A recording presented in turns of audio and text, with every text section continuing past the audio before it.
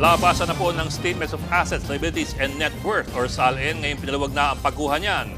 Si Senadora Risa Hontiveros ang unang kumasa sa Senado. Nangako na rin maglalabas ng SALN si Senator Ping Lacson pero may pauna na siyang report.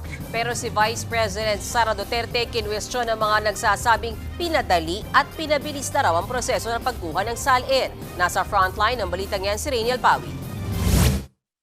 Halos 19 million pesos ang idineklarang Statement of Assets, Liabilities and Net Worth o SALN ni Senador Risa Hontiveros para sa 2024.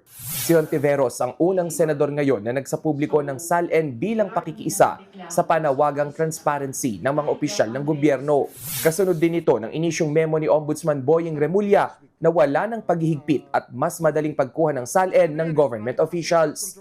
Mismong si Senate President Pro Tempore Panfilo Lacson naman ang nag-anunsyong malaki ang itinaas ng kanyang net worth. Noong 2022 o taong umalis siya sa Senado, higit 58.77 million pesos ang kanyang net worth. As of June 2025 naman, lumobo ito sa higit 244.94 million pesos. Paliwanag niya noong umalis siya sa Senado, pumasok siya sa estate at trading business activities at naging matagumpay raw ang mga ito. Tiniyak naman ni Lacson na isa sa publiko niya ang kanyang SALN sa mga susunod na araw.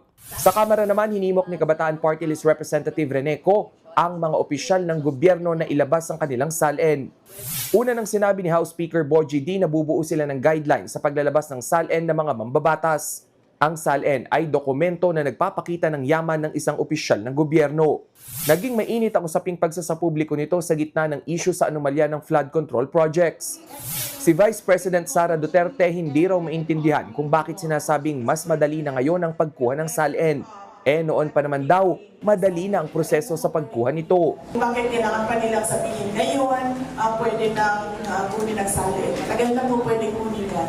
Pinag-aaralan ko po kung bakit gumawa pa sila ng ganitong kwento na pwede nang kunin ang SALN.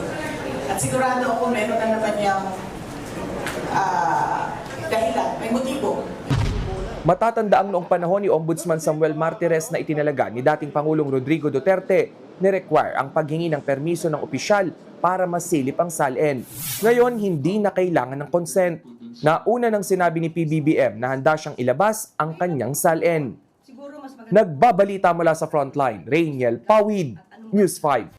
Mga kapatid, Ed Lingaw po, maging maalam at may pakialam sa mga napapanahong balita sa ating bansa. Para sa mas malilimang pagtalakay at paghimay sa mga issue at headlines, mag-follow at mag-subscribe sa social media pages ng News 5.